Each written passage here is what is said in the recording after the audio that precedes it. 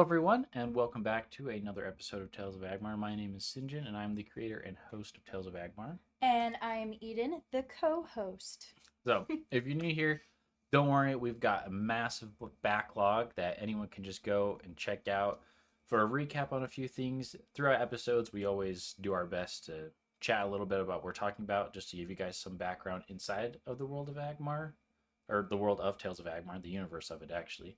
But the best thing is always going to be to either start reading the book, which you can find on Royal Road and Wattpad, or just to go check out some previous, some previous casts, previous episodes out here. And just for an overview, I like to do this every so often, just in case somebody finds us like mid-section. And since we're kind of doing a new little season, this will be the first one this season. But Tales of Agmar as a whole is a fictional universe that strives to blend both sci-fi and fantasy elements, as well as tons of others like steampunk, and in an effort to create a new kind of space opera isk is what it kind of feels like. I would claim it might be a little bit more realistic of what could happen, given a huge number of what ifs in a certain scenarios, but with deep characters and an action slash emotional packed storyline. So that's kind of the sort of, you could call it a mission statement of Tales of Agmar, but it's very good. It does a very good job of doing that, I would argue. Would you have anything you'd like to say about what Tales of Agmar is? Kind of what Eden's has been able to come at it with, not being me, and so she's not as biased as me. I don't know if I have anything to add is the problem. I'm the wife, so I am biased anyway. But That's fair. it's a very diverse. I haven't even gotten to much of it. Like I'm still editing and I'm still in the early chapters of editing. But it's a very diverse just universe. There's a lot going on in it, and I think it's really interesting to start out with like just the sci-fi part of it, because you're almost a little bit surprised, I feel like, when you learn that there is this entire world that is completely different from the rest of what you've been learning about in the book. So yeah.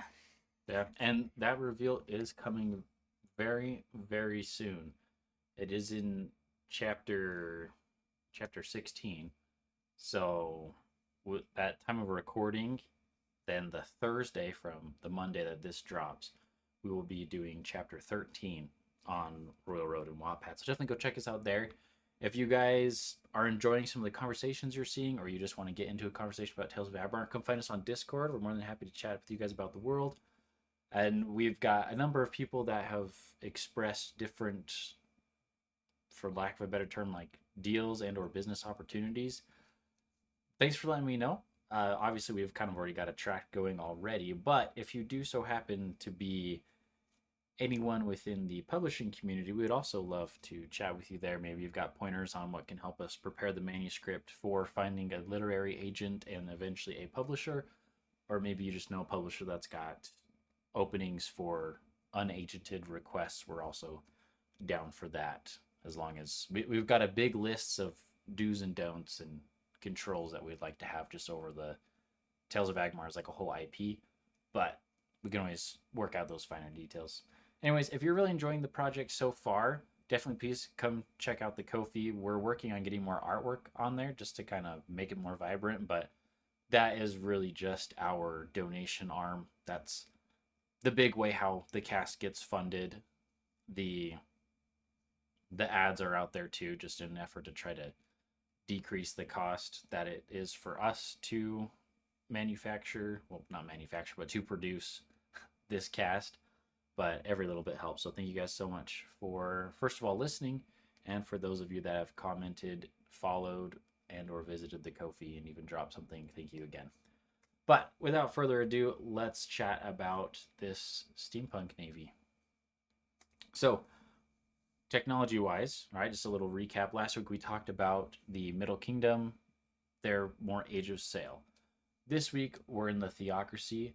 They are steampunk to dieselpunk transitionary phase. So, Eden, when you hear steampunk, what do you think? To be completely honest, the very first thing I think of is just gears and gears turning things and clockwork and things needing to be oiled and Yeah. stuff like that, I guess. Yeah, no, that's really good. So that's what it looks like, right? We've got more of that kind of tarnished metal look on the ships, just so that everyone can start getting a little bit of view in their head. Steampunk and dieselpunk ships, they're more like a steampunk that leans towards dieselpunk aesthetically as well as some technology wise. If you haven't listened to the Theocracy specific casts, by the way, there's a couple of those. Definitely go listen to those. They'll explain a little bit more. I'm not going to explain a huge bit of that here because that would take way too much time and we'd be doing the same thing again. But so tarnished metal look, their ships look a little bit closer to World War II ships. So if you kind of know what that aesthetic looks like, they look like that. They've got a lot more nuts and bolts that are just visible on the outside, as well as, of course, gears. Turning everything, lots of visible gears with steampunk gives it a very, very nice sort of worky slash clock aesthetic, as Eden was talking about. And so now we kind of got an idea in our heads what everything looks like. We'll actually chat more about what the specific ship types are and what they are used for. And then near the end, we'll kind of talk a little bit more about their tactics and just sort of what their navy is currently up to within the book one lore timeline wise. So the first one is a cutter. So this cutter is a small boat. It's very fast. It's basically a speedboat with a machine gun on it. So 3 to 5 people are on these ships usually. 3 is if they actually end up having a machine gun on there. The machine gun takes up the place of the 2 extra people. If not, then it can kind of just be like a patrol craft slash delivery craft that way. So it's very fast. Mm-hmm. Is it so fast that probably none of the sail ships from the Middle Kingdom could keep up with it, or? I would say like yes and no. So at some point, right? So this ship would be able to start very fast, but then it's going to hit its top speed. The Middle Kingdom ships, they're going to hit a point where they are going to be able to surpass it because they have enough like forward momentum kind of a thing with air and rowing. So they might be able to hit like the same kind of speed. The frigate here in this case, which is just called a frigate, and we've already chatted all about that, right? This one's going to be larger than the cutter, but it would be faster than the standard Middle Kingdom ship. Really? Even though it's a lot bigger? Mm-hmm. Yeah, so well, in this case, it's because it can fit a larger motor now, right? And it can have more power behind that. It's going to be able to it can go quite a bit faster than the cutter and also faster than the Middle Kingdom ships. Dang. Yeah. And then just since we're on the frigate, this is going to be their run of the line one. That's kind of like we sort of have like everything that fits in this category, but it's their primary ship to ship combat one. It's going to be doing a lot of the grunt fighting. It's going to be fighting a lot of the ship of the lines for the Theocracy. Its weapons are going to be mounted on turrets, and so those will actually then be able to turn and fire onto opposing craft. It does not carry any troops, though. Oh, really? It's like completely mechanical? Yeah. Well, it's so it still has like a crew, but there is not enough space on board for like a dedicated sort of troop complement. Would you say it's smaller than the ship of the lines then? Yeah, it's a little bit smaller. It requires a lot less crew too, just because stuff would be automated. But in this case, you'd have to have engineers on board to keep tabs on all of the pressure gauges. So that's fair. So, what are the types of weapons that you would find on these frigates? Yeah, so they've got cannons. Last episode we kind of talked about the difference between cannons and ballistas. Their cannons are going to fit a little bit closer to the sort of later World War One, World War II, early World War II vibes. It's very much you screw open the breech, right? You just wheel it open, you open it up, it's there. You put the shell in there, and so a shell's got a bullet and a casing in it. Put that there, close it up, tighten it back up, and then you could fire. So they don't have cannon balls, they have shells. Correct. Huh. Yes. Good question. The ship up from there is called a Lancer. It's bigger than the frigates and is also bigger than the Middle Kingdom's ship, the Line. The Lancer is kind of supposed to be their next step to being the frigate. It's the newest design from the Foundry, which is basically the fancy Theocracy military's R&D section. And they've actually got their own fancy island. And then the Middle Kingdom, or not, excuse me, not Middle Kingdom, the Theocracy has the Theocracy, and then they've got two islands. The Foundry is one of these islands. It's just an R&D island, like I was just saying. And the other one is actually a vacation spot island. So okay. Pretty fancy there. So it's a new design. Does that mean there's very few of them? Yeah, so they've actually only got two at the time of book 1. That it's not really mentioned in book 1, so that is, which is why it's a thing I could include. But book 2, we are going to see one of these pop up. So that'll be spoiler alert. Yeah. Sorry, you got a bit of book 2 spoiled. Oh no. It's not that big of a spoiler, I would argue, but it's still a spoiler, I guess, at the end of the day. Book 2 is going to have a lot of stuff happen in it that gets set up in book 1. And so, I mean, even book 1 has a lot of stuff that gets set up and then happens at the end of book 1. But very good. This one is also made for combat, or is this one of those ships that's used to transport? Also combat. So they are like I was saying, they're supposed to be the step up from the frigate. They're going to be used for combat very actively. It's sort of their idea of like, this is how we're going to fight the Middle Kingdom Navy. And they are actually faster than the frigates as well. So they're even quicker. They can be pretty quick. So does the Middle Kingdom have any chance against these ships? Like how? If there were enough Middle Kingdom ships that landed hits on it, yes. But see, the Theocracy's thing, instead of going a quantity over quality, they're going quality over quantity. And so they're very much trying to find what works.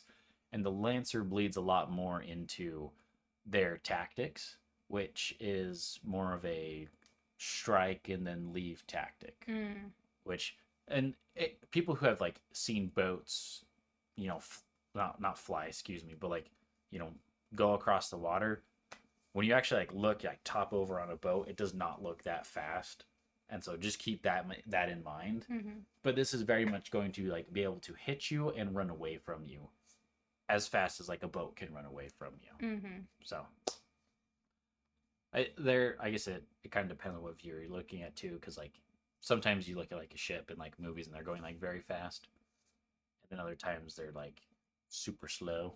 I mean, in comparison to the size of the ocean, anything kind of looks like it's going slow if you zoom out far enough. That is true. That is very true. And then another thing about the Lancer is they're made to take on multiple enemy ships at once. And so they've also got the turreted cannons, but the idea behind the Lancer is to be able to lock onto different targets, go through an area, fire off the cannons at different times, and then land those hits, and then go out to a point where they can reload on as they turn back around. So very much different than the Age of Sail, where they just go side by side and shoot each other. The next bit, though, unless you had any more questions about the Lancer. No, good to move on. Okay. The next bit is a troop transport / cargo transport. I just always like to point out that these things exist in different factions because logistics are an important thing, and they will eventually be explored in greater detail in different books, different media with Tales of Agmar. We might even have like a board game, maybe not soon. So sorry for anyone who got their hopes up, but I have been progressively working on a board game alongside everything else. He's been thinking about a board game is what he's been doing. He has a lot of things he's been thinking about. We'll see what we get to in this lifetime.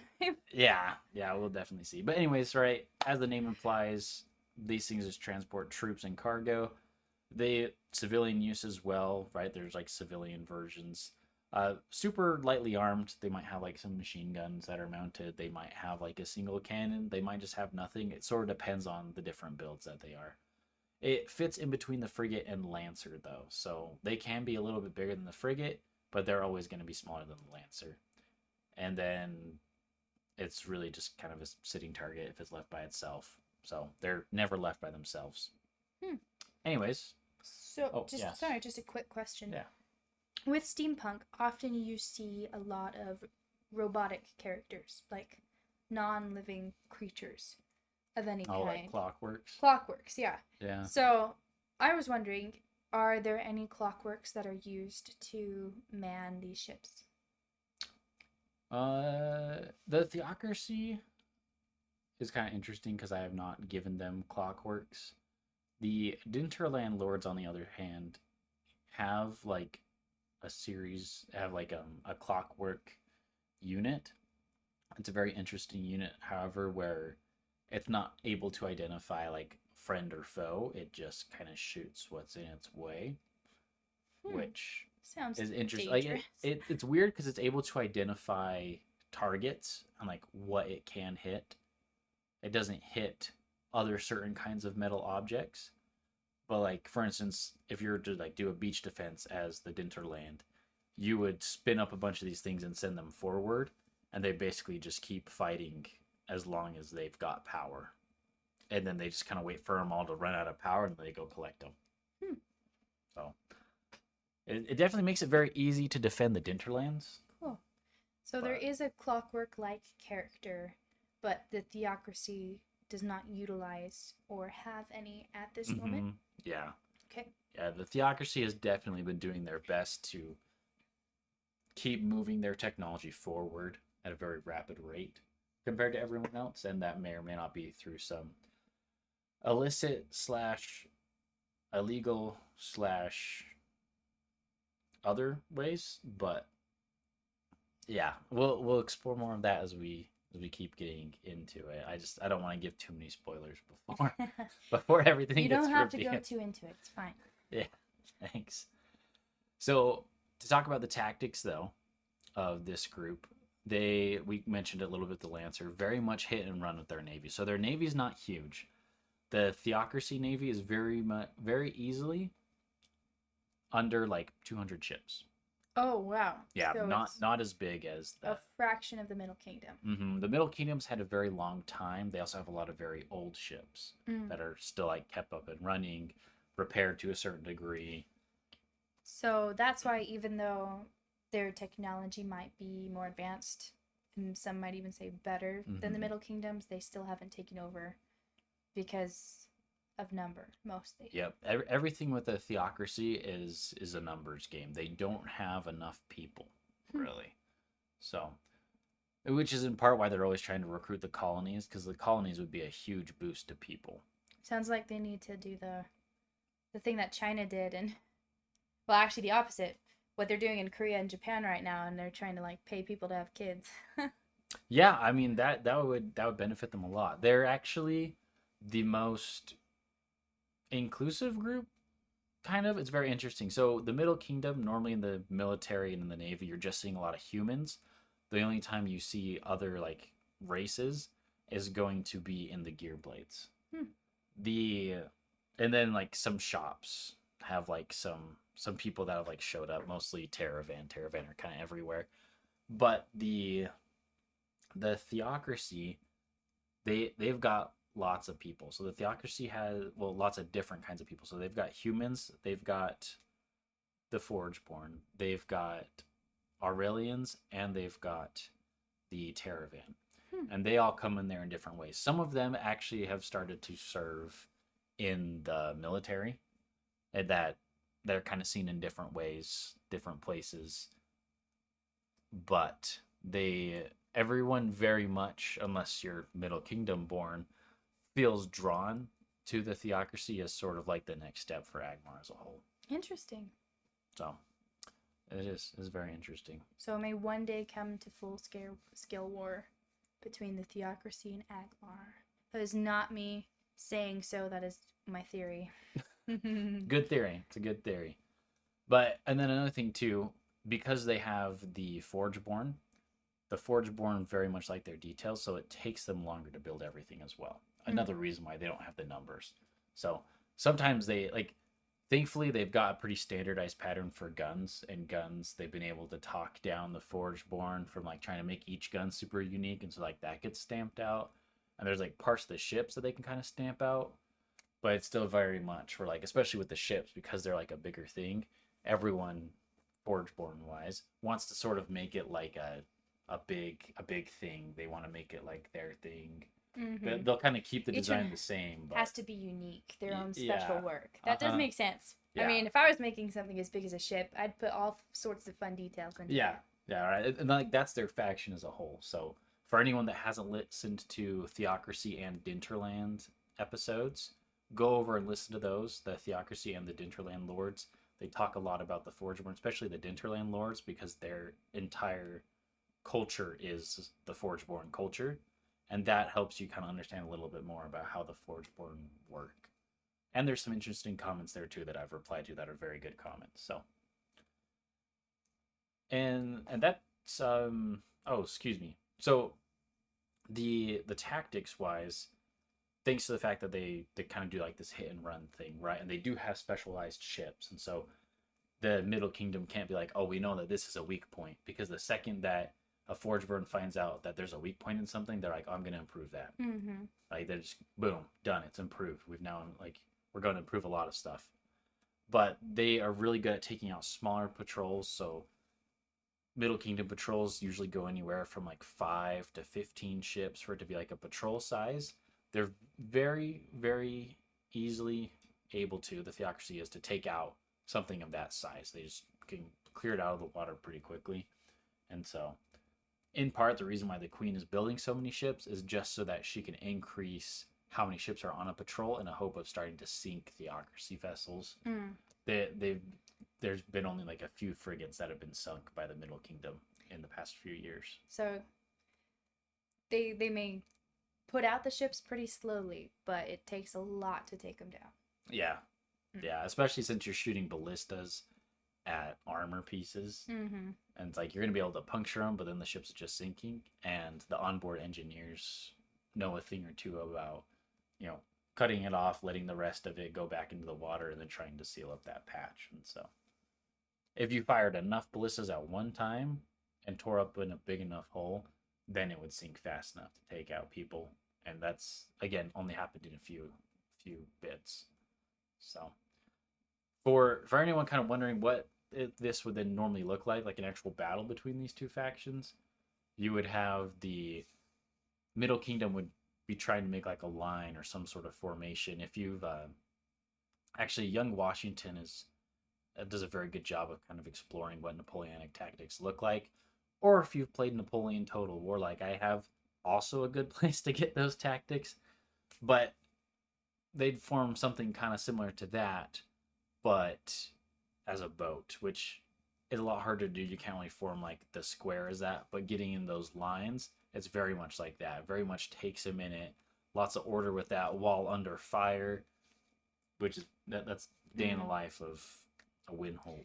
So it's a lot of like how the British and the Americans fought in the Revolutionary War, where the British would make the lines and they'd shoot all at once while the line behind them was reloading, and then they'd keep switching off like that, whereas the Americans had a lot of individual fire. I'm guessing that's kind of what the Theocracy does. Yeah, Theocracy very much like allows their troops to operate independently, while the Middle Kingdom is more of like they're slowly bleeding a little bit more into an independent fire, as it could be called, but they're still very much on like we all move as a big group, we stay a big group, we like march everywhere as a big group, that kind of thing. Well, we all know what happened during the Revolutionary War. Yeah, and funny enough, that's actually how the Theocracy won their Revolutionary War against the two different powers. Was both of these powers were trying to be big, trying to do more so shows of force, having these troops march in these big lines to scare you off. And instead, the Theocracy could just handle them with simple guerrilla warfare because Nice. They have the technology and they have the ability to do so. I think it shows you that quality is better than quantity. Yeah. In most cases. Yeah. There are cases where quantity can be very good. And we see that with the Ellenist Republic. If you've got enough bodies, it doesn't matter. Like you just keep dropping them. But anyways, with all that said, that's it for this week, everyone. Thank you so much for listening. And next Monday at 5 p.m. Mountain Daylight Time, we'll be back. I think last week I might have said 4 p.m. It's yeah, that's my mistake. 5 p.m. is like the official drop time. You might see it show up a little bit earlier, just because I try to make sure that it is on all of the sites before 5 p.m. But if you want to put it on your schedule, 5 p.m. is the best time to do so.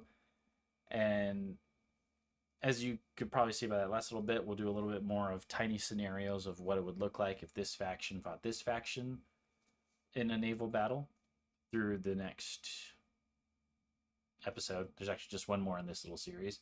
And then we'll dive into the next little mini series. I will not be changing the season number, though, just because then we'd have a lot of seasons at this point. That would look kind of weird. Yeah. That would look a little weird. They're like chapters.